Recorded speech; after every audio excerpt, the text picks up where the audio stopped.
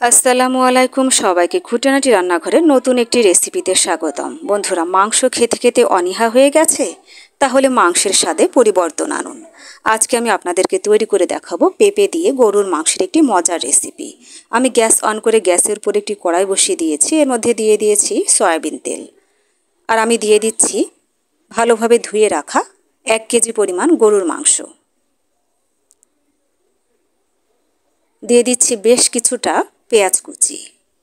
দিয়ে দিচ্ছি 1 টেবিল চামচ আদা রসুন বাটা, 1 টেবিল চামচ শুকনা মরিচ বাটা, 1 চা চামচ জিরা বাটা।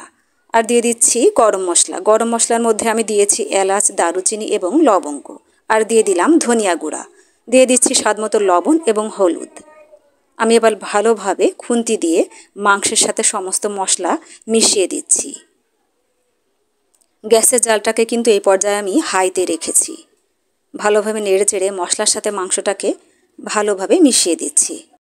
বন্ধুরা, ভিডিওটি ভালো লাগলে অবশ্যই একটি লাইক দিবেন। রেসিপিটি কেমন হয়েছে কমেন্ট করে জানাতে ভুলবেন না। পেঁপে দিয়ে গরুর মাংস কিংবা খাসির মাংস আপনারা রান্না করে দেখবেন, তাহলে কিন্তু মাংসটা খুব তাড়াতাড়ি সিদ্ধ হয়ে যাবে এবং খেতেও কিন্তু অনেক বেশি মজার হবে পেঁপে দিয়ে মাংস রান্না। ভালোভাবে মশলার সাথে মাখিয়ে দিয়েছি মাংসটাকে। আপনারা অতিথি আপ্যায়নে বা যে কোনো অনুষ্ঠানের জন্য এভাবে মাংস রান্না করে খাওয়াতে পারেন। অতিথিরা কিন্তু আপনাদের প্রশংসা করবে। এবার আমি ঢাকনা দিয়ে ঢেকে 5 মিনিট হাই হিটে রান্না করে নিব। দেখুন, আমি ঢাকনা খুলে ফিরে এলাম 5 মিনিট পর। আমি নাড়াচাড়া করে দিচ্ছি। দেখুন, মাংস থেকে কিন্তু অনেকটা পানি বের হয়েছে। এই পানিতেই আমি কিছুক্ষণ নাড়াচাড়া করে পানিটা শুকিয়ে নিব। মাংসটা যত ভালোভাবে কষানো হবে, মাংসের স্বাদটা কিন্তু ততই বেশি ভালো হবে। এবার আমি মাংসটাকে কষানোর জন্য বেশ অনেকটা পরিমাণ পানি দিয়ে দিচ্ছি। পানিটা একটু বেশি করে দিচ্ছি কারণ মাংসটা যেন ভালোভাবে সিদ্ধ হয়। ভালোভাবে নেড়ে চেড়ে দিচ্ছি। দেখুন, নাড়তে নাড়তে পানিটা শুকিয়ে গিয়েছে। কষানোর পানিটা কিন্তু শুকিয়ে গিয়েছে। এবার আমি এর মধ্যে কেটে ধুয়ে রাখা পেঁপের টুকরা দিয়ে দিলাম। পেঁপের টুকরাগুলোকে কিন্তু আমি বড় বড় করে কেটেছি। আপনারাও মাংসতে পেঁপে দেওয়ার সময় অবশ্যই বড় করে কেটে দিবেন।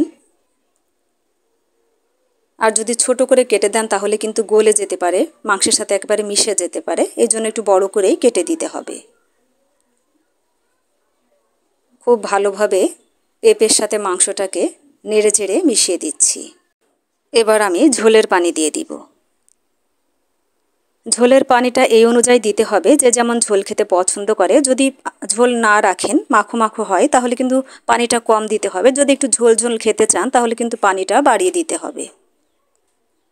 আমি আমার প্রয়োজন অনুযায়ী ঝোলের পানিটা দিয়ে দিলাম।